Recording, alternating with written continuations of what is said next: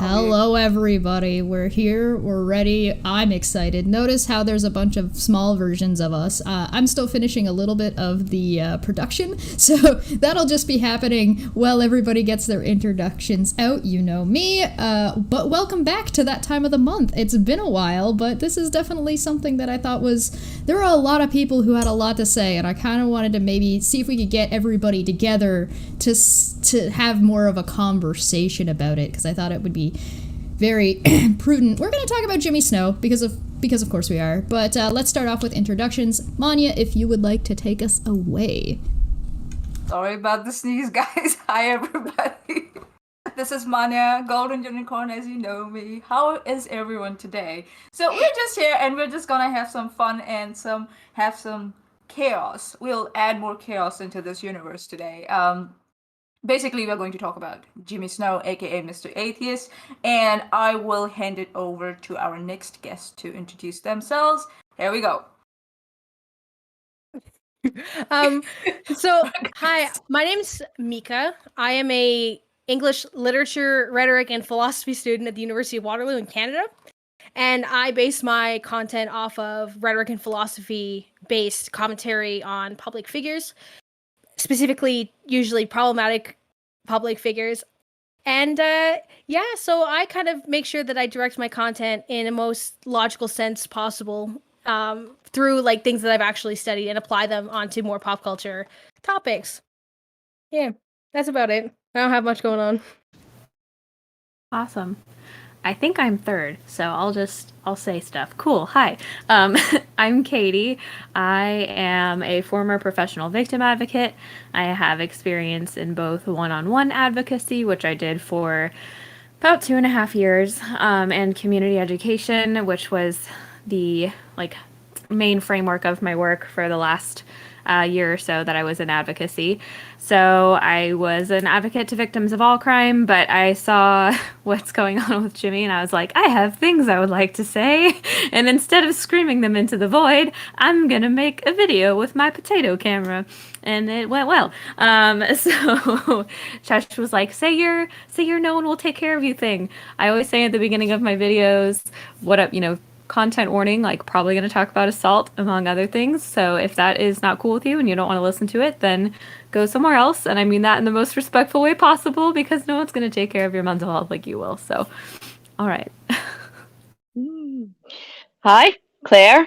I have a channel also, Claire Bear. You might see me around. I'm very happy to be here for the reoccurrence of that time of the month, and hopefully we can tackle this topic with intelligence and humor. And there's a lot to cover. That's all I can say. There's a lot. It's more than one thing going on here. Very problematic. But so I turn it back to you, Chesh. Awesome. I'm glad that we all got to actually say who everybody is. I think that were fantastic intros. I gotta say, that's better than I could have done if I introduced you myself. So. Hooray! I only did my first Jimmy video yesterday, because I think I know what days are, but it was yesterday, and I did my video on the assumption that people sort of already knew what was going on, and it's the same thing with this video. We're going to do this based on that people already know sort of the basis of what's been going on between Jimmy and Rachel and Jimmy and Gabby. What I did in my video a little bit was talk about a little bit of Jimmy's past, because I was familiar with Jimmy from 2 years ago rather than this past year of nonsense and then the recent nonsense.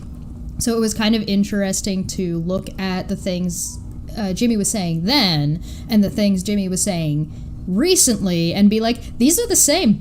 These are the same things. It's the same stuff. Definitely not the exact opposite.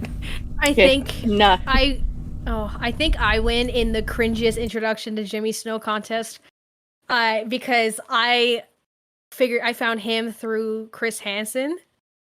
Yeah, that is pretty cringe. That's so through the Onision Chris Hansen series, he did one with it was him and Telltale, I believe.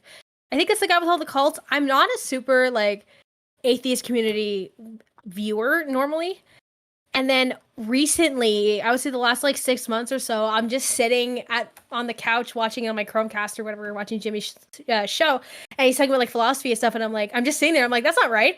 I would just sit there and spit like stuff out just to my television, and I'm like, things like the origins of like philosophical concepts or religious doctrine and their origins and how things are intended. I'm like, no. No. You need to talk to Steve McRae then. Steve is also on that line where he's just sitting there on his couch and just like screaming into the void, like, no, that's how it works. And he's just because it's on so Google frustrated. doesn't mean it's real, you know? Exactly. Like, where are your references? I study all the argumentative tactics and fallacies that people will like pull up on Google and pop on the screen. Like, that's what I do. So it's definitely like you weird. guys will have a blast. Yeah. Steve I will didn't have a blast. get to Chess's video yesterday because I was writing papers till like almost 1:00 in the morning. That's the real student life. That's right. That. Yeah, and then I tutored and wrote another paper today.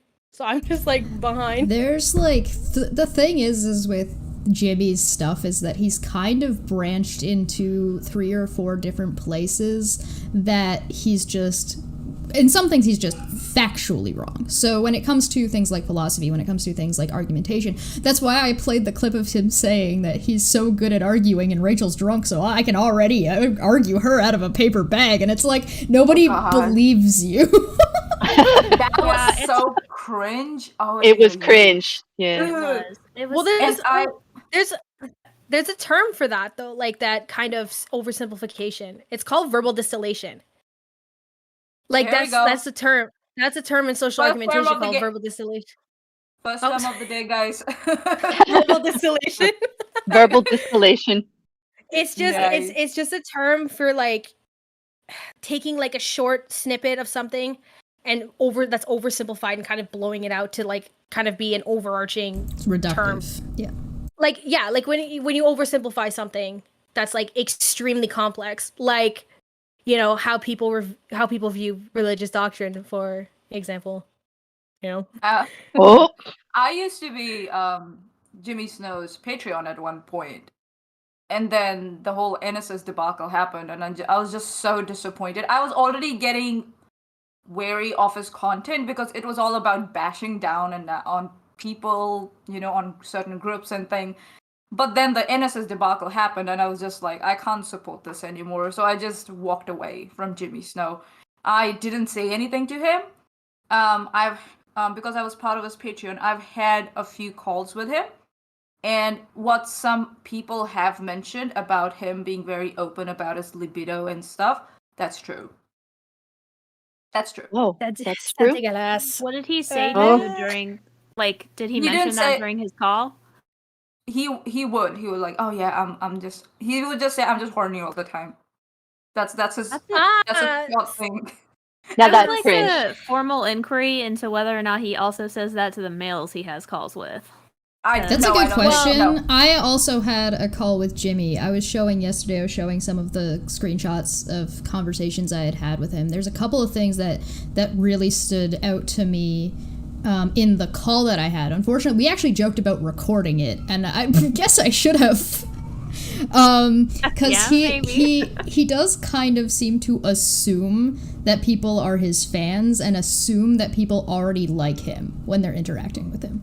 So there's an arrogance to being like, oh well, how long have you been a fan of mine? I'm not. A lot of Okay. a lot of people will pay to troll. Like, have you heard of like the Well, entire Amberlin Reed community? I was never a Patreon. He reached out No, and wanted to I'm just talk to me saying over general. different stuff. Yeah, no, that's fair.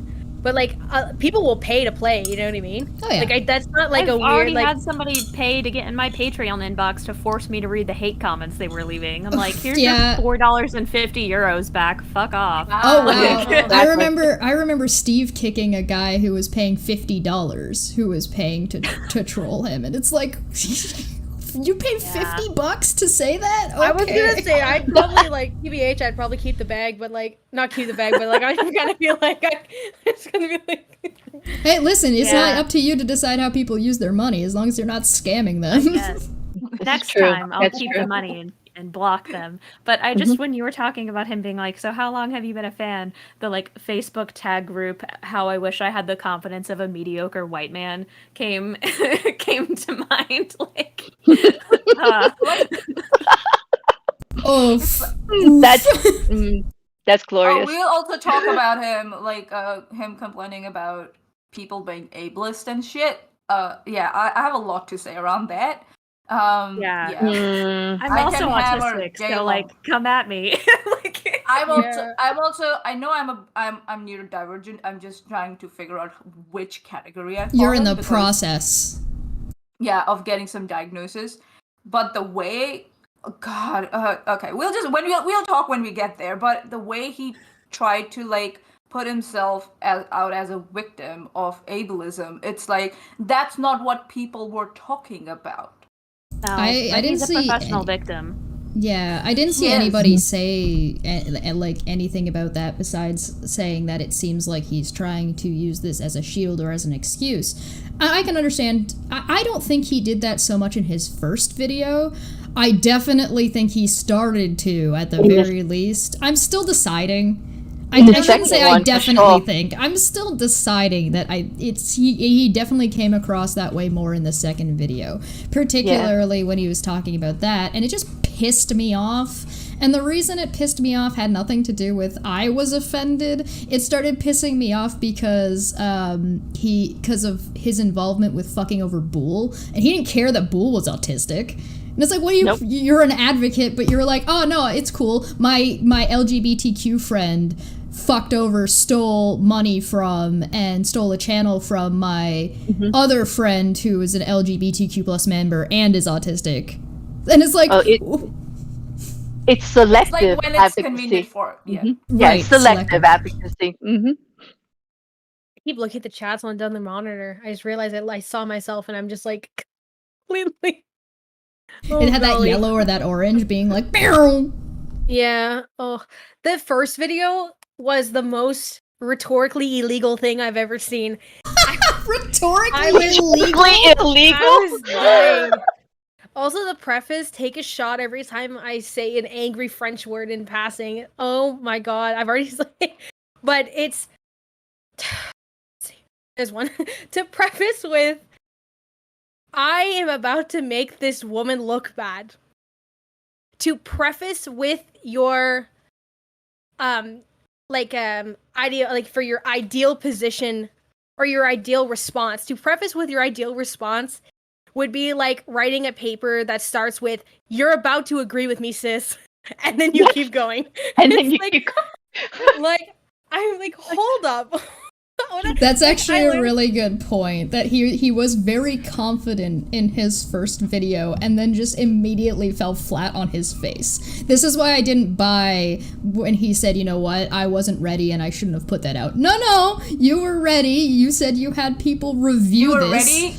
And you weren't ready for the backlash. Yeah, you were just not ready to miss. Like, I already know, like, I don't know about y'all, but my videos take like 5 to 9 hours to edit on average, mostly because I'm just absolutely piss poor at Sony Vegas. But like, like I hear myself back constantly. Like, I have to hear myself say something like 15 times. That's why, like, when there was a comment I made about how Jimmy says the fact of evolution, and I thought that was a problem.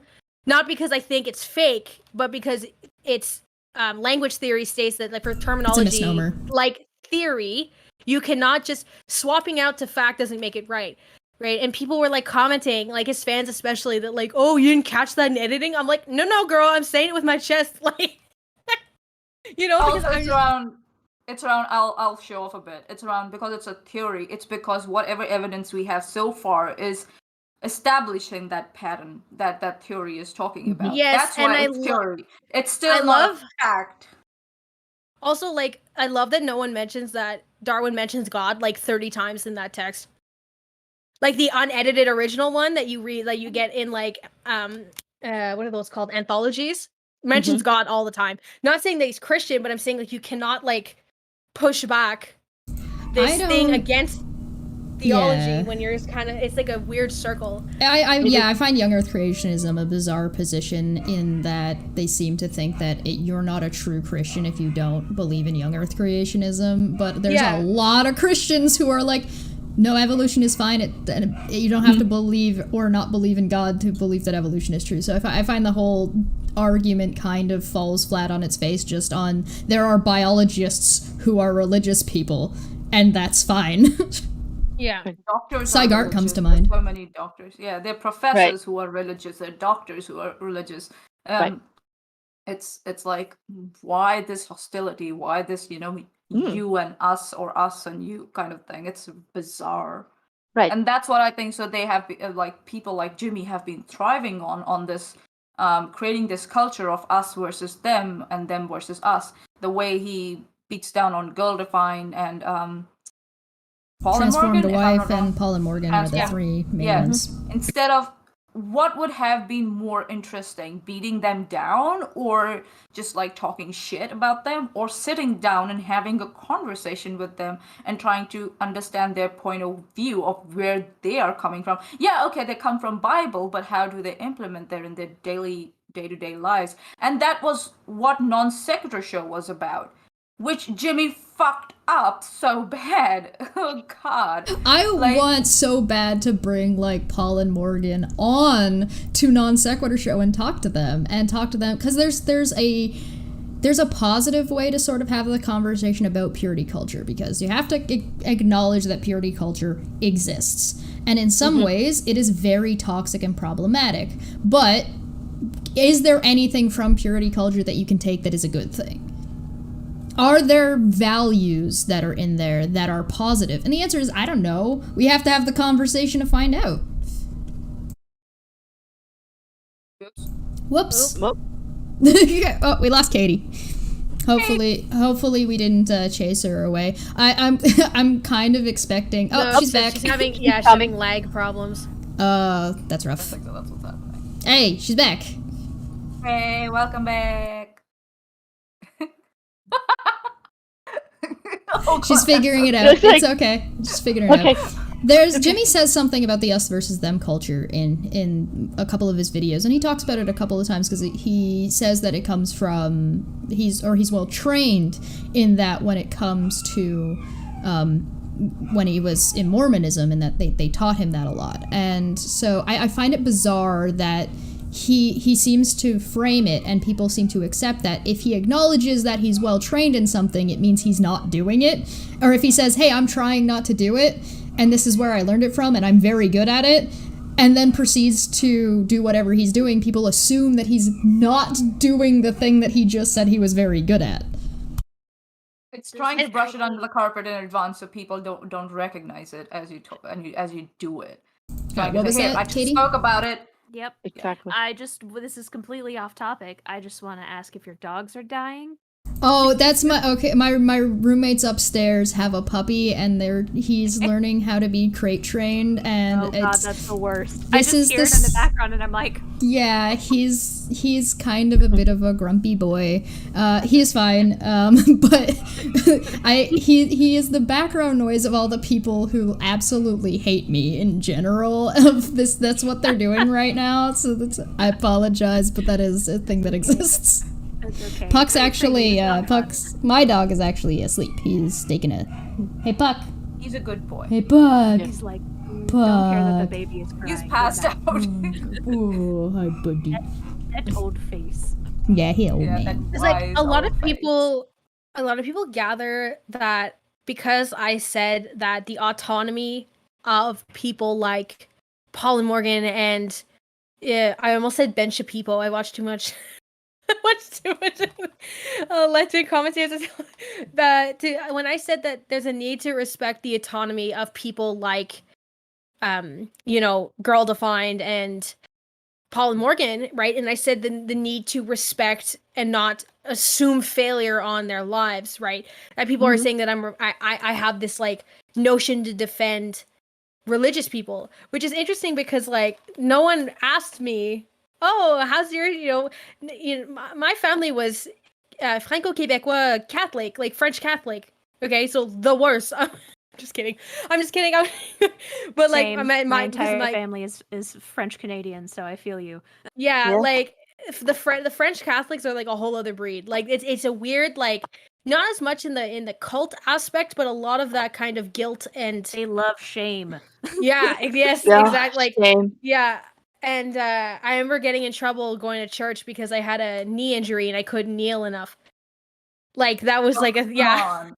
Yeah, What? so it's but no one what I'm saying is you need to respect people at a human level no matter what. That's why with Jimmy I was always trying to give like say like, oh, this is a problem regarding like your argumentation or your position. I'm not going like hee haw Choli, you're a bitch. Like I'm not I'm not just like trying to ruin someone's life because he's always saying like acknowledge the person on the screen, right? That's what he kept saying in the video despite not doing that himself. There's a But like person on the other side of the screen. but Right. that's like I find the strongest argumentation is the points made, not the and while the delivery is important to some aspects, it doesn't need to be bashing. Because that's falling to kind of more popular stereotypical kind of tropes think- like political advertisements and stuff Yeah, like that. I got my steak, Yeah. dum. There we go. There's a there's a time and place for just kind of having a giggle, having a laugh, having a we're gonna rip this apart because it's in good faith or in good fun, but also like I think you're ridiculous and I'm not really taking your argument seriously. But don't pretend you're taking their argument seriously at the same time when that's all you're actually doing. And for the most part, Jimmy doesn't really make argumentation. He doesn't go to debates. He doesn't make educational videos. He sits there, looks at what they said, play, pause, and rips apart line by line whatever they're saying. And like I said, there's a time and place for that. There's there's an audience for that. I don't think that's a problem. It's just more of a problem when you try to pretend that that's not what you're doing.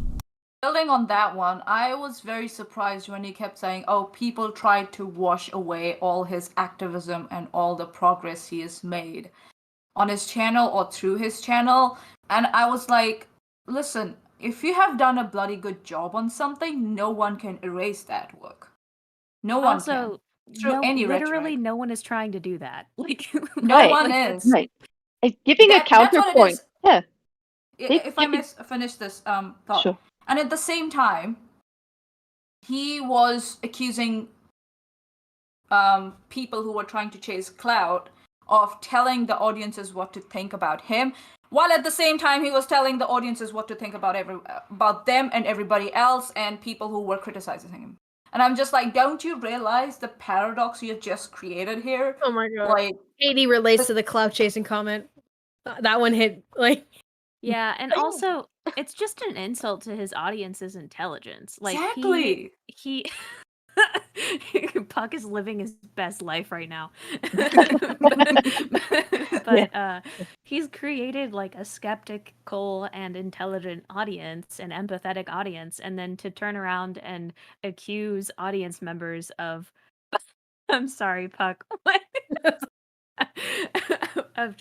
of doing nothing but listening to other people instead of forming their own opinions, and then while gaslighting them, like as if they're just gonna believe what he says without. Yeah. I mean, there are a few who just believe what he says without doing research because they're in my comments, but like It was so the vast funny. majority of us aren't. On the research point, he said, oh, I didn't know that there's a whole community around people who do book reviews and stuff, and there are rules and ethics around that, and I didn't know that. And then I think so, I don't know if it was you, Katie, or was it Mika, one of you mentioned that he has done book reviews, and for him to not research, and then he was like, oh, I didn't know because when I researched I couldn't find anything. I'm like, are you fucking kidding me that you didn't find that there are like ethics and rules around book reviews and stuff? And that's what like cringes me out every Even time. if there weren't though, even if it didn't exist, right? You've still got like as if Rachel doesn't have any integrity in the first place. Exactly. And I also sorry. listen, Go on, that's at the go on. basis of artistic integrity. Yeah. Which wasn't he an artist or like a digital artist, whatever? You don't Photographer. you don't have like a competing design with somebody else, and then threaten them over text to not do it. So that maybe shows like it's so sorry, it's the same thing. It's like there's a concept of not diminishing someone's artistic integrity. That's like knowing if like Steve or something, for example, would make a video on him or even on someone who's friends with, I don't know, Kyle, whatever, and then like threatening him. Like it's just the basis of like kind of a concept of life. I don't think it's necessarily unique to the book review community even. No, there's people who do movie reviews, there's people who do comic book reviews, there's people who do reviews about video games, and if you plagiarize somebody, you get in shit. If you are taking money from a group without saying that you're taking money from the group that you're reviewing, you get in shit. There's like an expectation. There's a standard. And like I said, even if there weren't, Rachel has standards. Why would you assume the well? Well, why would you assume that your friend doesn't? Yeah. Right? Even if they didn't exist. I just think he's averse to ethics overall. Like, that's what I was going to say earlier before we kind of dove into this. But, like, I kind of, like, found atheism in college, and I joined, like, the Secular Student Alliance where we, like, debated, and, like, I learned how to argue, and I learned about philosophy, and, like, it's just interesting to me to see somebody who I don't think ever went through that. Like, I don't think it appears that the study of ethics wasn't ever a thing really to him, because I literally just got done filming a video on consent and power imbalance and the ethics of power imbalance with consent, and he has no conceptualization of what that even fucking means. Like, I'm sorry, can I curse? Go for it. I already kicked the bag on that one for the cursing. This is a goblin channel. You can do whatever you want. I have quite literally cursed in 2 languages already in this live stream. Listen, just don't get me like, don't show your boobs. That'll get me in trouble. I'm good. Yeah, we're good on that. Damn it, shit. Damn it. No fun. If I see another that's the showstopper, girl. Sorry. If I see another pseudo-intellectual, and I'm gonna use that word, pseudo-intellectual, call Rachel Oates dumb one more time, so help me God. Because listen, pun intended, I guess, kind of, but like poetry analysis is really hard. Okay, it's hard. Like I get like A's in all of like not to like I'm not trying to like flex but like I get like A's in my like analysis courses and all these kinds of things. Okay, I had to have like a 3-hour meeting with my professor because I cannot figure out how an iambic pentameter works. Okay, like things like that where there's different like tones and grammatical layouts and pacing and all of these. Like poetry is so complicated. Like same words can mean completely different things if they're laid out in a haiku or if they're laid out in a if they're laid out in yeah, and like what's literature. What's the term I'm looking for when you clap? Like what are you talking about? The word? Are you talking about syllables? Yeah. Okay. I swear to God, I'm a student. I swear, but depending on like what I swear to you, I get A's, guys. I do. I do, just not. I don't take poetry courses because they're hard and I just don't really like. It's not my cup of tea, I guess, if you will. But because I did science too before in college. I did a 2-year in science and I did physics and all that kind of stuff. So poetry is not my not my vibe. But depending on what syllable you're leaning on, you can completely shift your tone. That was like her biggest problem with Gabby Hanna's poetry, right? Was that it didn't have any syllables to hedge on to kind of decide what your pacing is going to be, and they were all laid out at different lengths, right? Because you need your 7/5/7. Okay, hold on. It sounds like I'm gonna pause you just for a second. It sounds like you actually watched Rachel's video, because that sounds like bullshit. But Jimmy didn't. What? Yes, I watched it thrice. I remember seeing the Twitter feud too, and I was like, and I just. Like, ignore this. I was like, I don't even want to read this. If I circle back to the point of ethics, he was accusing so bizarre that he's so unaware. I don't know how can someone be so unaware when they claim I don't to be know so if he's pedantic, actually unaware or if he's just ignoring it because he benefits. ignoring it because it's beneficial. But he talks about people who are creating false narratives about what he meant and yada yada. And he used the word poisoning the well. When you were messaging Rachel, what were you doing at that time? You were poisoning the well. You fucking baka.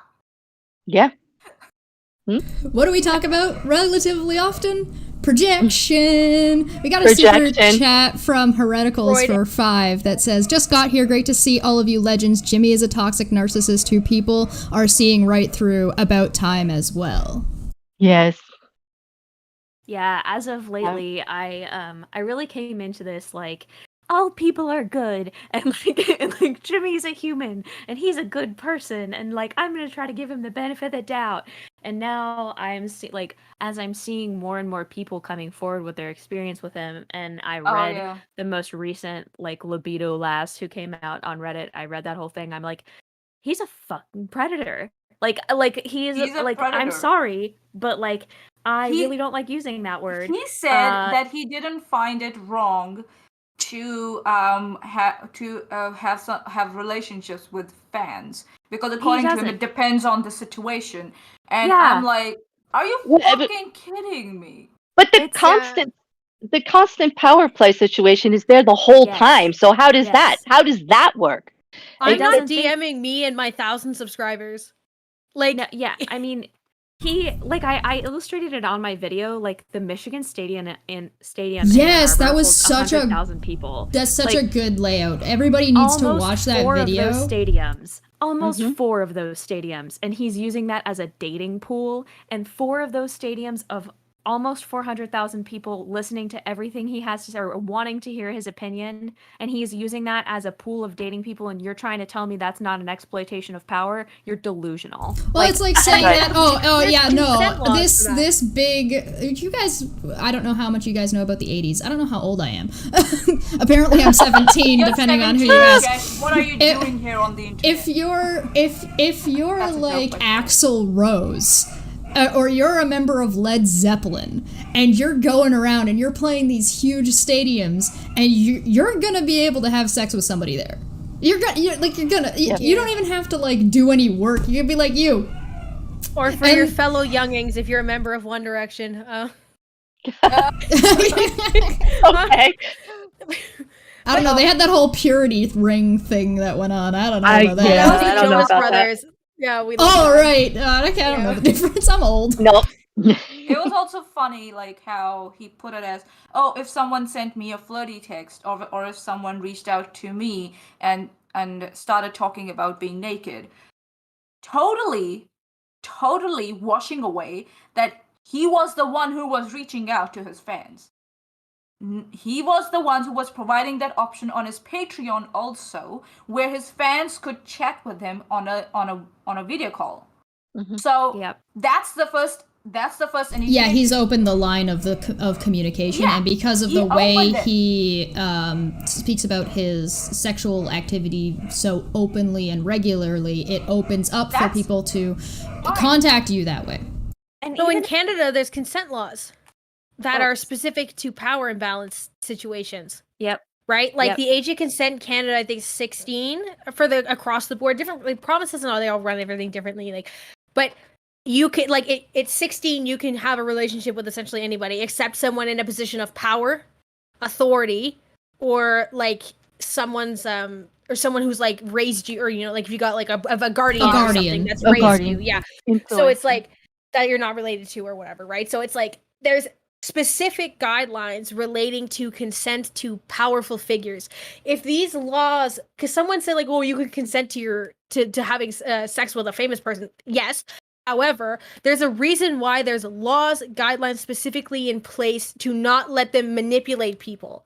Yeah. That's what the problem is. It's not the fact of people consenting to a sexual relationship. It is when you're like dedicated to somebody prior to the interaction even occurring. So then you can manipulate that dedication. That's coercion. Yeah, exactly. And and I was gonna say when you guys were talking about like the fans not even being the first ones to reach out, like even if they were, You know, like there's, well, let me find the Yeah, study you send that them was, away. You send them on their way. Yeah. You're like, listen, this is there was a study that inappropriate. was done. It's called the Common principle of sense. least interest. No, It was he's playing the victim here. Wait, Okay? sorry, Oh, it Maya, wasn't hold my on. fault.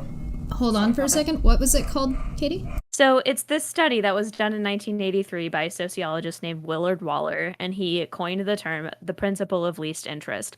And the theory is that the person who is less committed in the relationship has more control over what happens in the relationship.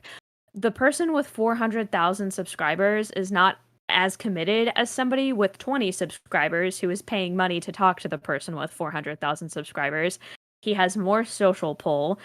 He's less committed to the relationship itself. So these are things for him to be aware of. And even with the person who just came forward recently, they had a relationship with him beginning 2 years ago. And in his video, he said he didn't get big until 2 years ago. And so power imbalance wasn't something he ever considered. Oh, I He's had what an happened on-off with this partner for a person? year. I immediately called bullshit on that when I saw it because Absolutely. I talked I to will. Jimmy 2 years ago and I showed my screenshots of the way Jimmy behaved 2 years ago. It's the same. He hasn't changed his attitude because he got more popular. He's just gotten more brazen about it, it seems to me.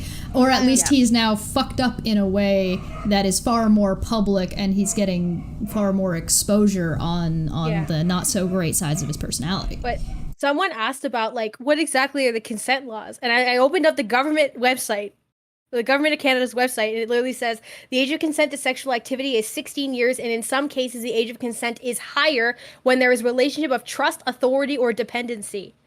Right. That's like Even the government of Canada's law. Like there's an awareness of coercion on a legal basis, on a Even if governmental it's- basis.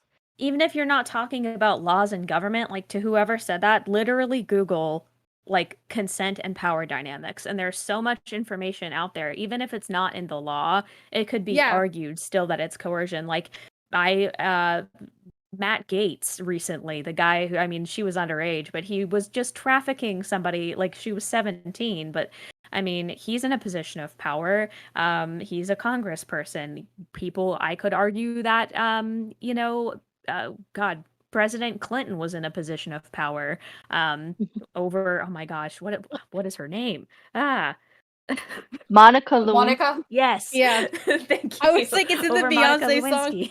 Lewinsky. like these are all, I mean, I just feel like this conversation of position of power really is reminiscent to me of the conversation of like, what were you wearing when it happened? 10 years ago, that wasn't a totally bizarre conversation. And now we're having this conversation about a position of power. And I think 10 years from now, we're going to look back on this and be like, why were people even doubting that? You know what I mean? Why was this a question? Yeah, Yes. it's an interesting. It doesn't really matter who approached who first. That's not an excuse. I mean, I was watching before we started. I was looking at Creepy Readings video of the another top 5 worst YouTube creators, and one of them is a guy who was having a relationship when he was 17 with a 12-year-old, saying, or 12 or 13-year-old. Depending on who. Yeah.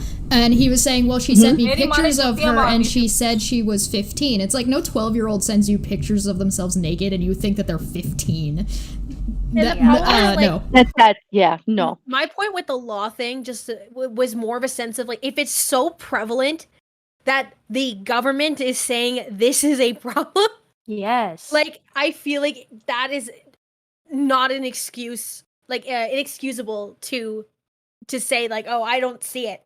It's like when there's like a law and when it's like any position of authority, right? Yeah. And you have any position of authority. Yeah. Any is a very specific word, especially when it's in a legal sense, because this isn't like, oh, we're making a statement. No, this is the law. And so when it's the law and the law says any position of power, then all you would have to do from a legal standpoint is show that there is a position of power. And Jimmy having 400K subs, Jimmy acting as even of power, allegedly, disclaimer, we're not accusing anyone of a crime. No. I'm just giving that as an example. Yeah, no, to be clear, I'm giving him as an example to say that if he is trying to say that he wasn't I'm not saying he did anything illegal.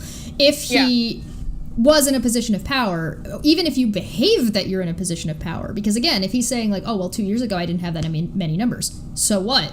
were you in a position of power or not? The actual amount of numbers you had isn't the thing that makes you necessary. Like, I don't have that many numbers, but I have a reputation. And because I have a reputation, sometimes the things I say matter. And so because the things I say matter, like, for example, when Team Skeptic was threatening Manya, and there were people excusing that. I did 2 videos. I did one stream about it, showing that this is in fact what had happened, because he went into people's DMs to do this, and so people on YouTube didn't see the screenshots of the DMs that were on Twitter. So I'm like, okay, YouTube needs to see this because his platform is YouTube. So there's a whole lot of people who don't know what's... Discord meet YouTube, YouTube meet Twitter, Twitter meet YouTube. Jimmy meet internet. Like, you can have like an overtly dedicated fan base at any level, really. You know, because even at my tiny numbers, there are a few people that watch and comment on every single video that are already like engaged with my content, engaged with my persona, and I'm not about to like. Oh, go on. Sorry. Yeah, it was so strange. It wasn't like I was like waiting for it to come up, and it did come out. How do you try to dilute the experiences of the women who said that they felt like there was a power imbalance and all that shit? And he said, oh, but I didn't think it was like that. I thought I was just a nobody. I'm just a nerd or dork or whatever, who's very shy and yada yada yada. Just because you feel about a certain situation in a certain way doesn't mean that that people who have experienced something, it does not invalidate that. It does not mean that it's going away just because you think it wasn't, you didn't think of it that way. And that really scares me, that he refuses to recognize that he has abused some people. And he just doesn't want to recognize that. That's so scary. And it's so, and people like, I don't know, maybe because he's been hiding the critical comments in his latest I Messed Up video, so maybe I don't see it, but there's no one in those comments calling him out on it. He's like, listen, just because you think that you were a nerd and a dork and a shy person that nobody would want to hang out with and yada yada yada doesn't mean... There are women who came out and said that if they did not agree with him on something, he would just literally ghost them and would just block them without any explanation. That's abuse. He never addressed any of that. He just like diluted and obfuscated the whole situation, and that really pisses me off. He starts his video with such like, oh, I did wrong. I did that wrong. What? Can you specify me? Oh, what he was very wrong? His apology. I loved that. I was Katie, so frustrated. Katie was like, take a shot every time he says what does he say? Narrative. Narrative, right? I just want to make merch that says "What narrative?" Like, I feel like I said that so many times. I'll help you out. What narrative? What narrative? Because I actually made a list, because he said there were narratives, he said there were drama channels that were pushing these narratives, he said he talked to experts, and then there was one other one I made a note of, and I was just like, what are you talking about? We haven't talked, Jimmy. What's up? What's up? Did you get the email? He said he sent out or he said that, oh, you could reach out on my email, and he never told people what email that was. Yeah. Also, why are you encouraging people you've blocked to reach out to you in other avenues? That's in just private? Setting you up to be like, they're harassing me. Like, oh, it's totally okay. So 2 years ago,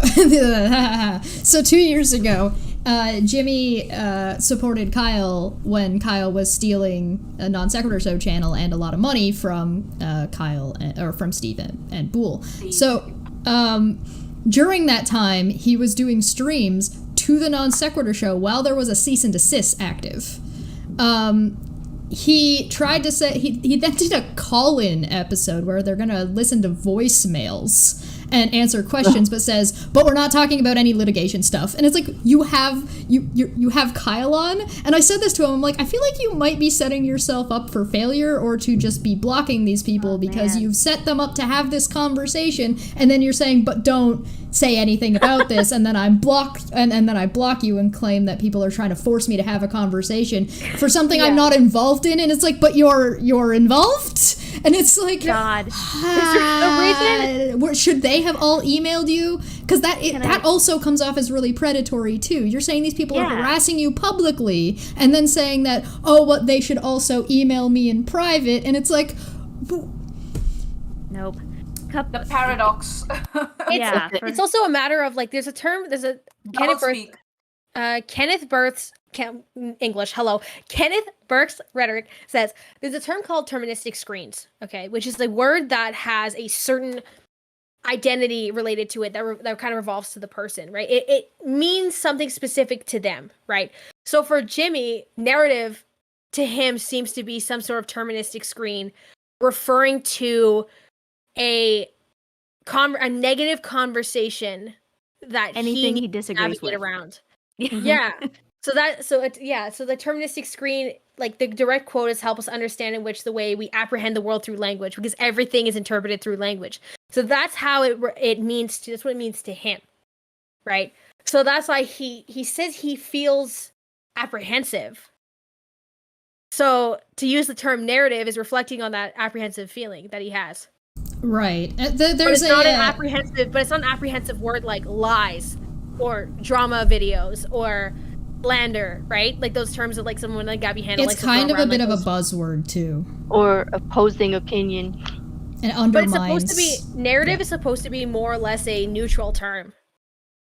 But you can tell through his use of it that to him that's a terministic screen relating to views that he disagrees with. Yeah, he means something that somebody's spinning that is an untruth. It's an implied that you're taking whatever's actually happened and you're spinning a story around it by either adding things or leaving things out. It's a little bit of a buzzword on the internet also, with the way the internet tends to use a word like that at the same time. 'Cause a narrative isn't necessarily inherently bad. Mm-hmm. How do you guys feel about his use of the word friends? Because that completely is totally arbitrary depending on who he's talking about and when he's talking about them. I think that was confusing. Yeah, I think that he's purposefully being convoluted about like how he classifies people as friends, and I think it's a little bit of an insult to my intelligence as a viewer to say like, "Oh, friends can mean so many different things." Like, what does that even mean? It's in the same way he talks about fans. Like, oh, it can mean anything, and it's just like, no, it can't mean anything, quote unquote. It has a specific meaning. That's what words are for. You are just. I don't know any other word than convoluted. I think so. You're being convoluted. What some YouTubers try to do is, in order to excuse their behavior, they try to always say, oh, there's always context behind things. Yes, I agree, there's context behind things, but not all the time. You can't get away with this context thing all the time, and think so that's what they try to do. Oh yeah, that's fans means a lot of things depending on the context. Friends means a lot of things depending on the context. No, that's not. When there's a power imbalance, yes, there's a fan and you are, what do you say? You are the peer, if I might say. They said the same thing about nuance, right? There's always going to be nuance and there's always going to be context, but Jimmy in these videos has been berating people for not having the context or nuance when he made a video to provide more context and nuance. What more do you have to add? He also complains about wanting people to reach out to him to ask for clarification, but he blocks anybody who asks for clarification, calling them an asshole or telling them to fuck off. Yeah. Isn't it also weirdly narcissistic to have your dating pool only be people that are dedicated to you? Like prior to the exchange? It is just, it is kind of weird. I think so what he said I don't know. I don't have to take any risks in a relationship because I know you already like me.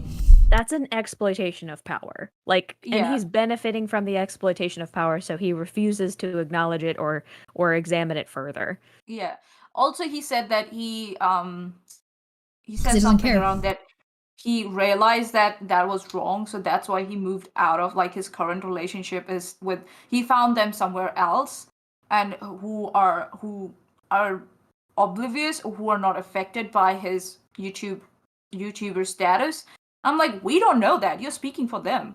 He said that his current partner he said that they had watched a few of his videos, quote unquote, but it's just also interesting to me that on one hand, he says he's a small creator, he's so small, he's not even that big, but also he just runs into people on Tinder who have seen his videos, and he just has friends that know of him. What is it, Jimmy? Are you huge or are you small? What? I fear the day if I ever go to the grocery store and somebody knows who I am.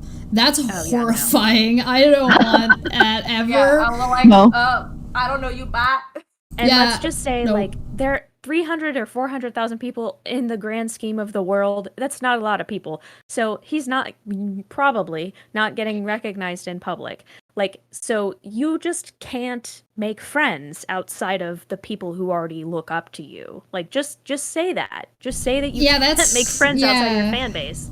Yeah, that's an odd thing too. That sounds really reminiscent to me of like, oh, why is this 30-year-old dating a 19-year-old? Why is your pool limited to people that are so much younger than you? Mm-hmm. Exactly. And also it was funny, like, I think so he had like... Not that it's illegal, by the way, just that it raises a question. I specifically chose a not illegal situation. It's just... Also, it's about, again, the power imbalance. How much experience does a 19-year-old have in relationships? Yeah, there can absolutely be a power imbalance. Age difference could be between a 50-year-old and someone or a 31-year-old. That would be fine if the 31-year-old had experience with relationships. And the power imbalance can go the other way. You could have an elderly person that's getting taken advantage also by right. And so sometimes it gets very sticky and very messy and very, very difficult to establish consent. And that's what it's all really about, right? It's all about consent. The power imbalance is about consent. Whether or not somebody is a victim in a situation or not is about consent. Whether or not a rape did or did not take place in whatever situation is about establishing consent. If you cannot establish consent, you got a problem on your hands. Yep. And so if you're only dating all of your fans, how are you going to establish consent? Yeah, and if I may. Oh, so can I just say this really quick? Yeah, go ahead. Super quick. Okay. I can talk and also it's on the person in the higher position of power to ask themselves, would this person be doing this for or with me if I was not in the position that I'm in right now? And that is a question that you have to ask yourself over and over again, and you have to continuously have the conversation with your partner. Hey, I just want to check in and make sure that you feel like you can say no to me, because I want to ensure that you are not saying yes or agreeing to things just out of fear of me being angry or because you feel like you have to make me like you or whatever. Like, that is a conversation that needs to happen multiple times in order That's to even a reasonable so conversation. True. That's reasonable. Even in a regular relationship, that's a totally reasonable conversation to have. Yep, and without it, there's no way to know if there's consent, because you haven't even examined the issue of coercion and power imbalance. That's all I had to say. And it was so funny that he brought up, like, I have a... Yeah, and it was so funny that he brought up his social philosophy into all this, and he was like, "Oh God, no, not the social philosophy." And he's like, "My role model is a child molester. I love Gandhi." Right? Oh no! He brought those three up, and I was just like, "How we went there. pretentious can you be?" It's so pretentious. And Mahatma Gandhi and I look up to President Lincoln. I look up to Zach Brannigan. Like, what are you talking about? Just to let you guys know, Lincoln said slavery is bad, so I like him. Like, that was like completely like. I think the whole thing that Jimmy's depended on is the narrow cast of his audience. So that refers to, like, when your message is hyper-specific, right? Yeah. So, like, I remember I had to do an assignment on, like, when Mitt Romney said 40% of people don't pay taxes, and then everyone got mad at him in, like, 2008. So it's, like, he meant to say it to, like, a bunch of Republicans that he thought would agree with him. And then it ended up getting leaked to this, like, super wide audience, and then everyone was mad, right? So I think what happened was Jimmy's audience is this very, like, if it's linguistically well laid out, like grammatically well laid out and sound, people are going to believe me. So I don't really have to, like, develop this kind of complex train of thought. So then the narrowcast audience of the, like, kind of atheist, skeptic, I don't like the use of that word. That's fair. That's fair. The atheist skeptic community, or what have you, is a pretty narrow niche in comparison to the Gabby Hanna audience, because that includes the actual Gabby Hanna audience, the Drama Channel audience, because she's in them all the time, plus the Rachel Snow, oh my god, Rachel Oates audience, that was a bad slip, yo. But the Rachel Oates audience, right? So the scope became so large that he couldn't depend on that, relying on the niche in the same way. So then all of these opinions that he could never conceived of came through. That's kind of the scope of the issue for him, I think, that kind of led to all this in the first place. Is like his audience is fine with him saying, "I'm gonna make this person look bad." His audience got exposed. He got exposed to audiences that weren't just going to agree with him. I think is what you're getting at. Right. Yeah, because he will go. He'll make his Paul Morgan videos and he'll be like, "I'm about to dunk on these people," right? He'll say these things like, right, and then people are like, "Meh." But then he went, about to end this man's whole career. Yeah, and he's like, I'm about to dunk on Rachel Oates, and then it's like, she's part of the same community. Like, you share an audience. Yeah, it was a very extent. mishandled. You stepped in shit, Jimmy. You stepped. It was only the wrong. It was only a matter of time. More in the literature audience, though. Like, she lays more into like the. Yeah, she shifted. She definitely was very heavy in like the. Back when what was that, Faithless Form went on, and then all of the transphobia split thing happened. That was a whole mess. And then Rachel from that point forward, particularly when she had that whole Essence of Thought thing, left for a little while. When she came back, she branched out into a different direction, which I don't disagree with whatsoever. That makes complete sense, right? Yeah. Jimmy, like you said, stepped in shit, and then he gaslit the shit. Was like, "You're not shit." Well, this didn't happen. Yeah, he's like walking around his house with shit on his shoe, and instead of just cleaning it off, he's just denying that his house smells like shit. Just telling everyone it's not shit. You're wrong. There's just chocolate on my lip.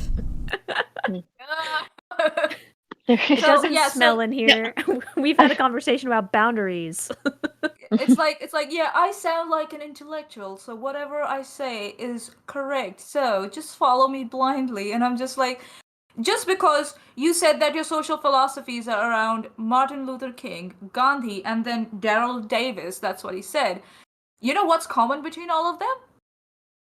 They're not white people.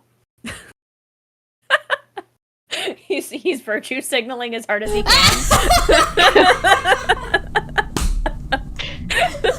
Nailed it. Yes. Sorry, autism brain. I'm like unintentionally savage. You have nothing to apologize for. Do not apologize for that. No, nailed it. Don't apologize for that one. Nailed it. I can't even do that. Anyway, you snap there, Manya. She was, in fact, it was her who was about to end this man's entire career. The reverse Uno card, I see.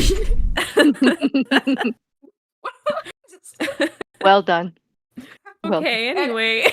I'm just like, you couldn't virtual signal even more, and two, are you trying to say that, you know what Gandhi's philosophy was? Just keep taking shit. That's what his philosophy was. I mean, if that were the case, then maybe he would be able to handle some criticism, which he said he totally can do. Exactly. Go ahead. No, go ahead, Claire. Go ahead. That's exactly, like, I'm coming into this with a little less information. Like, just watching it, just as a viewer, all the videos within the last month. So I didn't have the backstory or anything, but I don't understand why, if he's going to play to such a narrow audience and have a set thing, when he did blow up bigger and out there, wouldn't the smart thing to be is to let everybody have their voice? You don't have to argue back to them. You don't have to have an opposing opinion to them, but by allowing them to have their voice, he'd be in so much less shit. Like you said, he would be in so much less shit just letting people speak. He looks like an asshole. Yes. Because he won't let anyone Why does have Gabby their voice. Hanna look like an asshole? It's Well, like Gabby Hanna is an asshole. That's not even contestable. We're not here to discuss that, are we? Because I'm not prepared. That's a fact. That's a whole No, other I'm saying diatribe. there's a similarity. You're gonna have like Gabby a Hanna, whole philosophy just of Gabby Hanna I'm just being like, pointing out listen. I'm just pointing out that Gabby Hanna also is like, if there's an opinion contrary or with something she does not agree to, she will reply back to it. She will fight that opinion. And Jimmy Snow is doing the same thing. Why are you worried about the haters? Haters will always hate. Let them speak. Jimmy Snow's got that Gandhi Hannah philosophy. Gandhi Hannah. All right, so who said they wanted merch? Because I feel like that should be a shirt. Gandhi Hannah. Gandhi That Hannah. and just like I said so many times in my first video, just log off. And I feel like I just want to like make 90s style computer and like just log off on like a. There was hoodie. this girl, this French girl that had tweeted like just like, Jimmy, oh my god, please, like log off, and he like blocked her. Boom. And I don't think log off is a like bad thing to say when you're calling people abusers on Twitter. When you're calling your audience abusive. Well, it's what he was saying that Rachel Oates should do when she was drunk tweeting. He was telling her she should log off, but that was a whole thing that he completely misunderstood. Hereticals for 5 said he claimed to be a small but has a cameo. He might make the claim, but his ego doesn't think he's small. He thinks he's a megastar. That's a good point. It's just you've got two opposing. The way you behave and what you say is not matching up. But he seemed to think that Rachel blocking him and then basically asking, am I the asshole to Twitter, enter her Twitter followers in this situation without sharing who he was or his messages was some kind of big trust betrayal, which, he already threw her under the bus to Gabby for some reason. But also that for some reason, he thought she was trying to continue the conversation publicly when he was blocked.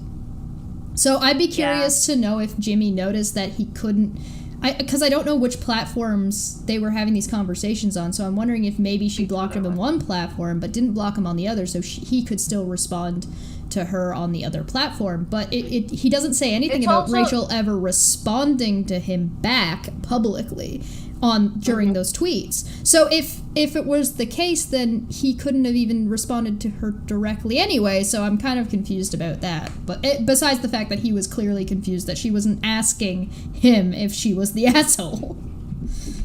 Yeah. There was also like this thing where he was like, oh, I felt betrayed. She put our private conversation out. And when people pointed out that you did that, you outed yourself, he's like, oh no, the conversation she put out was quite obvious. I just made it clear. I'm like, so you outed yourself and shit. I don't know, I might have a 6 IQ, but I had no idea who, like when I saw the first one, I was like, yeah, okay. like I was like, no it's just idea. somebody who's like mad about it, But he also said that it was okay for her to do that if there was something inappropriate going on. And there was something inappropriate going on. So he's like, well, obviously, if I was being like a problematic person, then it makes sense she should be able to put those out. I thought it was a Gabby simp, which I mean, I guess in theory one of the same. True. Yeah, it was. Yeah, but like, I was like, oh, and then Jimmy comes on this like Twitter tirade, and I'm just like, I get to watch the 30-year-old battle royale on Twitter, so and just see how this goes. And I was just blown away by like because he just like keeps going, like he's very much like push your head in the sand and let's like and just like keep like kneading in. I was just I could not believe It's like that a head down bulldozer. It's just gonna go. Yeah. I Once he's find on.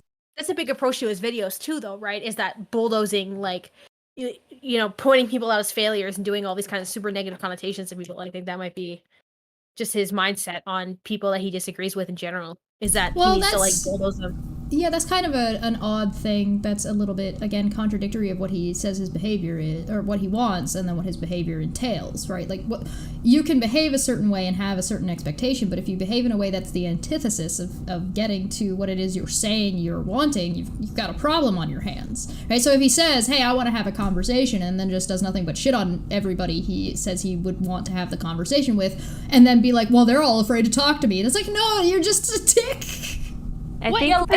You finished your last video by saying fuck off, and then you're like, oh, I do listen to people if they email me or if they leave voicemails to me, and I'm like, you know, in this digital age, no one is going to like send you an email. And even Yeah. when people did, he said, "Oh, I ignored the ones that were in detail. There were like two." He said there were two with like 50 pages or 250. I don't know what.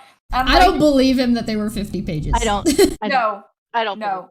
I think so. I actually believe that they were valid criticisms. He just didn't like that. They might have called him an asshole or something in that, and he just logged off, and he just like phased out, and he was like, "Nah, I'm not reading this."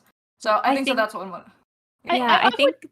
Go ahead. Oh, okay. Oh, I was just gonna say really quick. I think the underlying theme of like all of this is just Jimmy's inability to look past his own nose at like any situation. Like he is just so in his head that he can't consider anyone else's point. Like he's just so in here, and he has no ability to look outside of himself, in my opinion, and put himself in other people's shoes and truly empathize with them. Because I just. But isn't fundamentalist Christianity not looking past the Bible?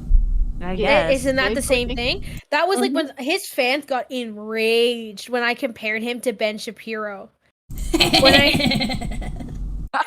I said like, look, he's just saying this is I'm assuming that the Paul and Morgan's marriage is a failure because I'm gathering that it's a submission marriage because that's what they say on the public platform, which he doesn't know because he's not there, right? But then so he's saying like I am this. It's the same thing as like Ben Shapiro's like, oh, Black Lives Matter only specifies one thing, thus it negates everything else.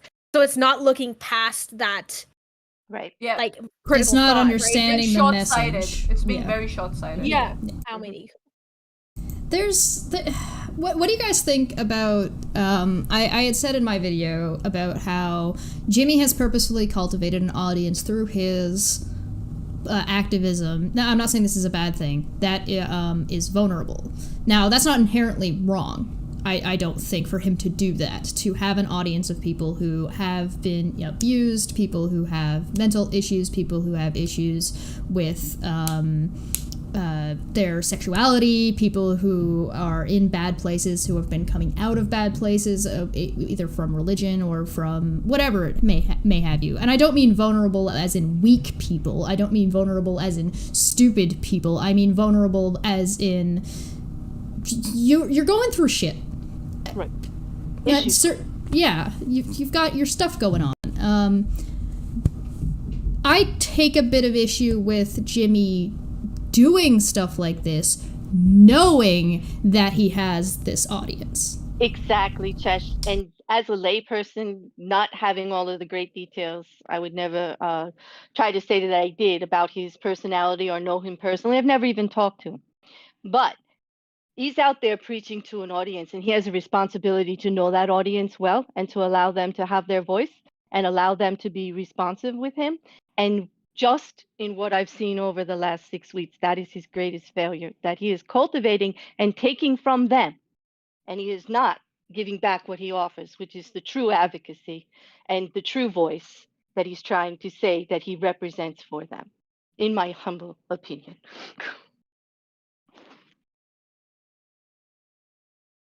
Chat's funny. I heard Jimmy change his pronouns to me. Oh no. Well, we do have a professional advocate, so I'd be curious to know. Oh, sorry. I don't know. Like, I just, I don't know how much of his audience is like truly vulnerable. I'm just still hung up on like the thought that we talk about skepticism and thinking critically, but then he begins to really attack and gaslight and manipulate anyone who thinks critically about what he says, which is very reminiscent of someone who commits intimate partner violence. And I think that's why so many people have been really, really, really upset by his actions lately.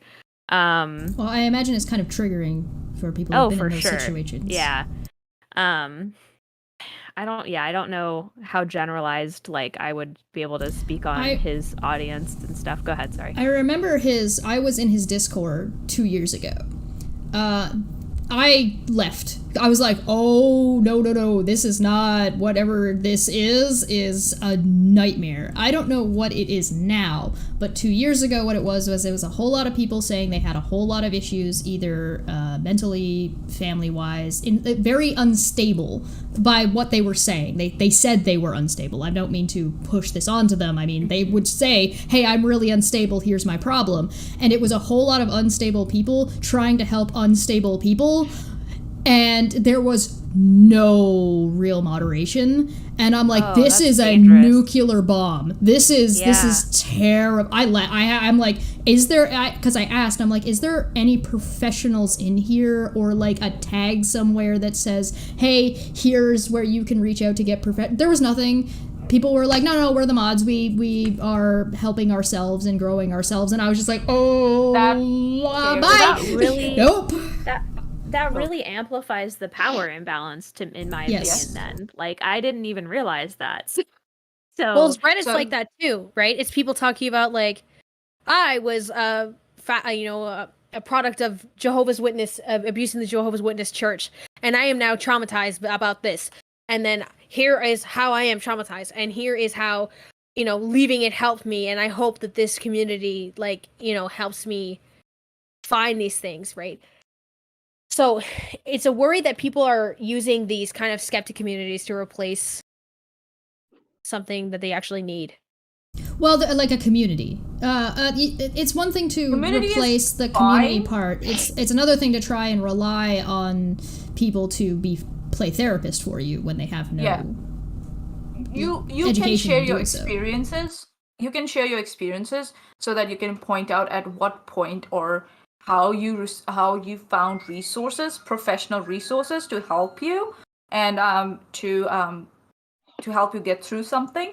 But to start then acting like advisors and counselors, that's a very dangerous take. And if that's what was happening in Jimmy's Discord, I have become familiar with Discord. I had no idea about it 2 years ago when I was Jimmy's Patreon. So if that's what was happening in Jimmy's Discord, and as Katie said, that's a power disbalance again, and it's actually a huge one. And for someone like me, I work in mental health. It's very, very wrong of Jimmy to expect his audiences in his Discord to take on that burden also. Not only to try and non-professionally help out people, that's dangerous, but also expect his Patreons and his Discord members to take on that burden. That's not their burden to take on. I'm also just worried because the Reddit doesn't have like trigger tags. Yeah, no, the thing with Jimmy's Discord is that Jimmy was I don't know how active he was in it. This is the people that had joined at his encouragement to help themselves. It was his Discord, like he ran it, but I didn't see him going in there giving this advice to people, but I did see him creating this space and then not managing it in a way that wasn't going to turn into a ticking time bomb of like, oh nope, I left. I'm like, I can't play. I'm not playing this game. No way. Helios for 5 says, sorry, 1 second. Helios for 5 says, the way Jimmy isolates people who disagree, attacks instead of addressing, etc., is what he claims he hates about Mormonism and claims is abusive. Go ahead. I was going to say, when you have an audience that's so dependent on each other and then within your own community, though, imagine the level of betrayal that they felt out of his actions. Right? And he completely disregarded everybody as trolls that were disappointed in him. But if you have fostered this community to kind of gather together under him, though, as like an umbrella, then then him kind of faltering like this is going to be so much worse. And to not really like acknowledge their feelings and just say, oh, I told some people to fuck off that I shouldn't, but like so many of them were warranted. Like that's just such a slap in the face. It's the next step too, right? It's the step of saying, hey, some people said they were disappointed in me and that really hurt me. And it's like, you're talking about you again and not addressing that you've hurt these people. Yeah. And you know that this is your audience. Yeah, and I have watched him for 4 or 5 years. Like, I've watched him for a whole while, and, like, not as much recently because I didn't like the change, but I still tried to give him views occasionally, you know? And, like, I was on Patreon at one point. I said in my other video, like, I don't really remember if I actually was a patron of his because I was a patron of a couple people, but I remember, like, scrolling through the tiers and reading them all and thinking about it.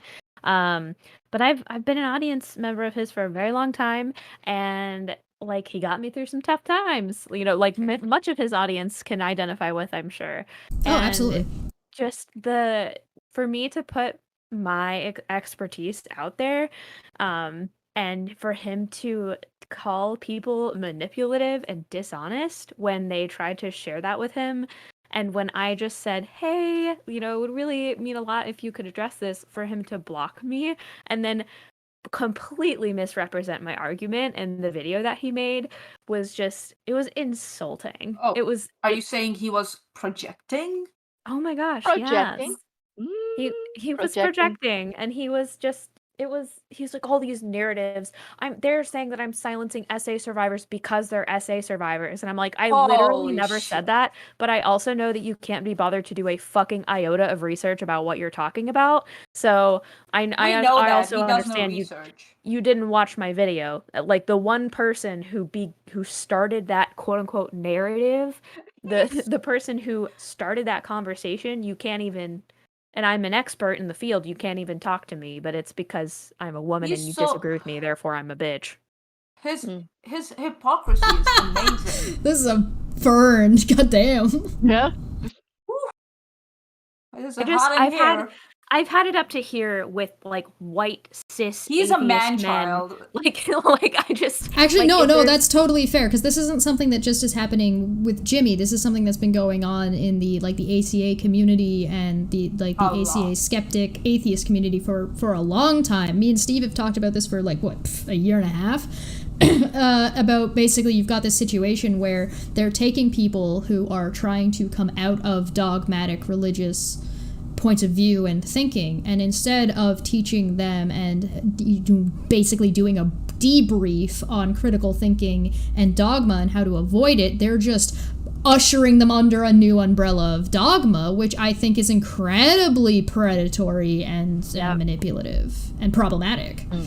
Because look at how they've treated Steve over the years, right? How dare Steve say this one definition of a word is not correct in philosophy, and then suddenly he's this pariah that is just like, well, fuck that guy by fiat.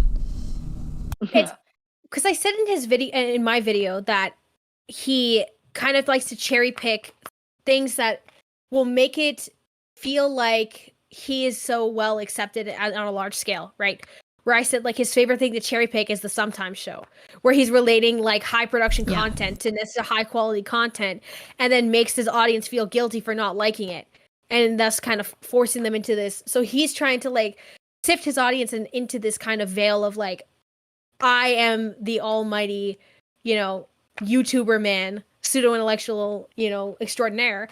The fact that like he refers to himself as like God and that he can like beat up God.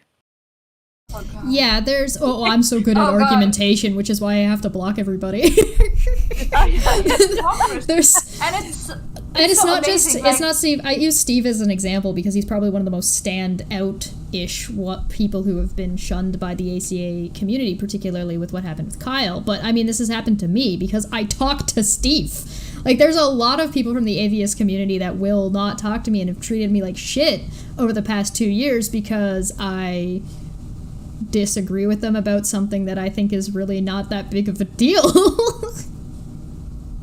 The hypocrisy, isn't it? Like Katie said, that he doesn't bother to do research, but then he looked at the analytics of his first video where he was talking about the messages and a conversation with Rachel, and he saw that there was 20% engagement. So based on that, he concluded that people were not watching the whole video. I don't know how he concluded that. It's possible that 20% engagement is that some of them were watching the whole video, but he was not just getting the engagement he expected. And average too. It's not like it's average. So if you click on and click off, it's like, and you're gonna have like lower percent too if your video is super, super long. That's just kind of how. Oh, and You know, let's not and get he was into so how bad. accurate YouTube is about counting things and how much actual information Hold on. they do and do not give you, right? If I may finish this. And he was mad that, like, according to him, people were not watching his whole video, but he himself does no research. He did no research before he just barged into Rachel's DMs and just started like berating her. And he confessed in his like latest video that, oh yeah, it can come across being manipulated, and I wasn't aware. So what I don't know. I'm like, then Rachel's not responsible for it. It might be a justification, but it's not an excuse. And also like mixing it all with his mental health, his autism and stuff. Oh, I'm not doing well right now. Okay, then go away on a break and come back when you're ready to, face all this. I'm waiting for don't- Katie just to get dragged off screen. Real. He's 106 Why? Come pounds. here. He's a big boy, and he's got the zooms right now. So I'm trying to. Oh, We're Miss playing. Fluffer. There was something to do with the engagement with Rachel where he's talking about his autism though too, because he completely negated. That really rubbed me the wrong way. He talking about completely his negated Rachel's issues that everybody knows about that she's talked about publicly, and then he tried to be like, oh well, there was stuff going on in her life that I didn't know about. It's like, okay, yeah, but you're also ignoring all the stuff everybody already does know about too, right? It's like he was like, oh yeah, she had a drunk Twitter rant, so this might be the reason why she had a drunk Twitter rant. Maybe because she was disappointed in you as a friend, you dipshit, not about like because of what was going on in the background in her life. And then you, as who she thought was a friend, comes in judging her, never asking her side of the story because he was mad. Oh, people never came and asked me for my side of the story. Did you ask Rachel her side of the story, you dipshit? No. And also, No. like, Oh.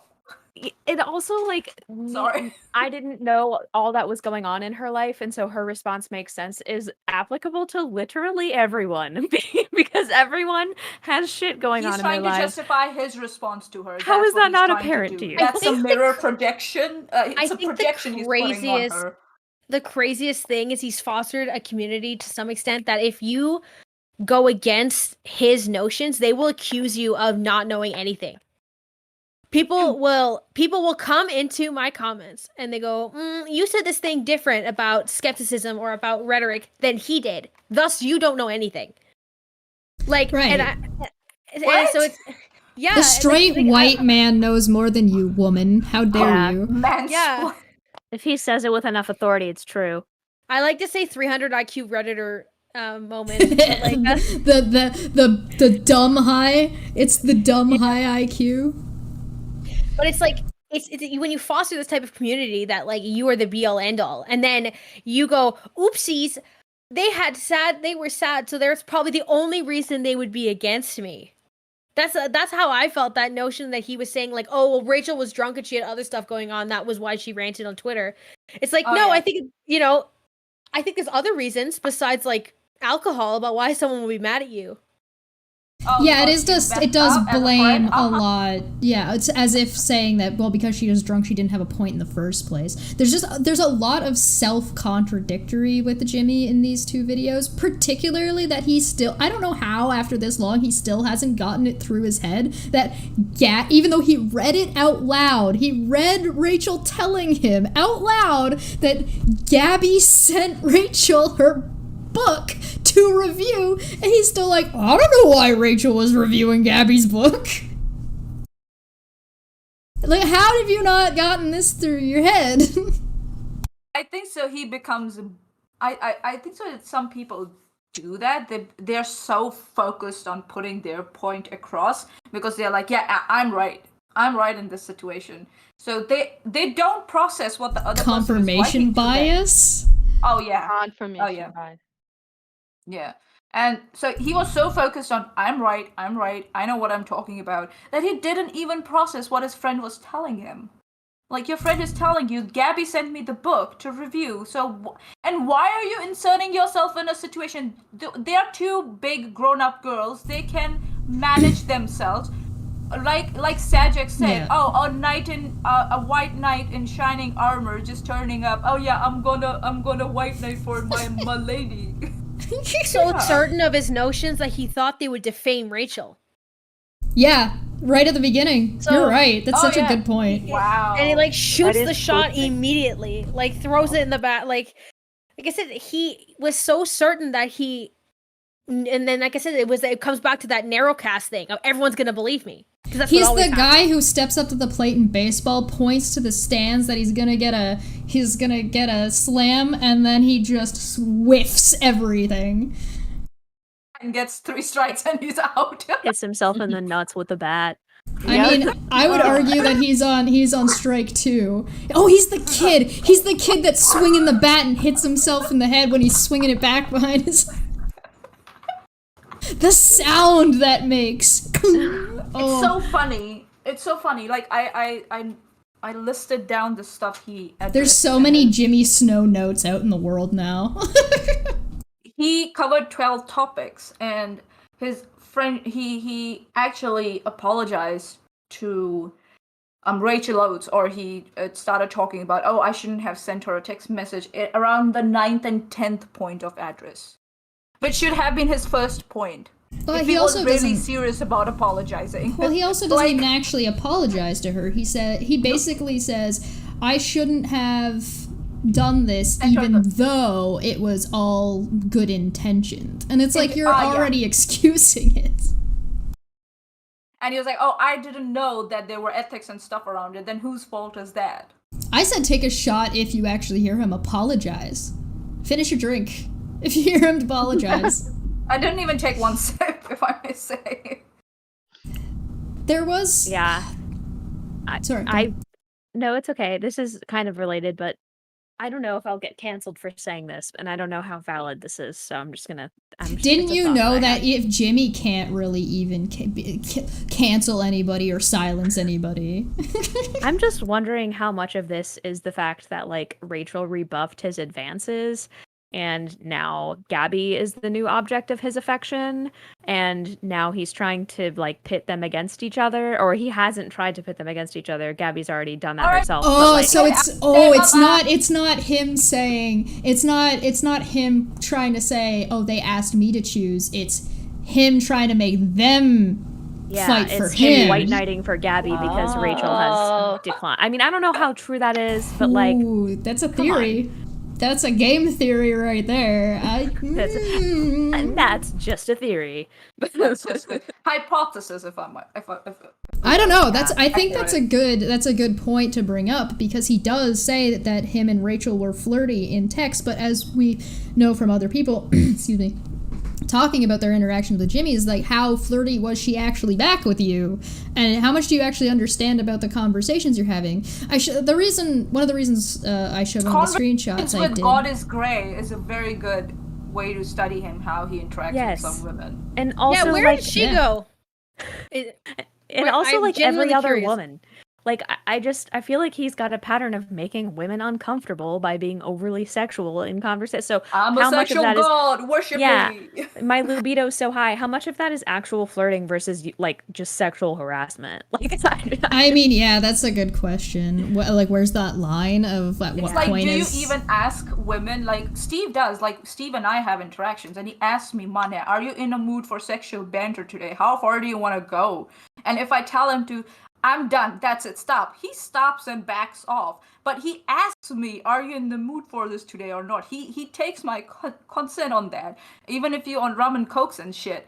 And that's how it's supposed to be done. You ask for consent, like, are you into this kind of talk or not? How comfortable you are with this kind of talk. So, and him just assuming that because he's talking to an adult woman, so she should be okay with whatever he smacks her in the face with, is just ridiculous. There's a one of the reasons I This rank was brought to you showed by Golden Unicorn. one of the things that I had shown of my previous interactions with Jimmy from 2 years ago was that he doesn't talk to me for a month, and then says, "What the fuck is this thing that you're on?" That's how he starts the conversation, and it's just like, I can definitely see how, depending on who you're talking to and what mood that they're in and how close of friends, like how that will come across incredibly differently depending on who you're talking to. I can absolutely see why not only is that aggressive, and not only is that accusatory, and not only is that vague as fuck, and I have no idea what the hell you're talking about. It took me like hours to figure out what the hell he was talking about, because even when asked, he's not clear about what he's talking about.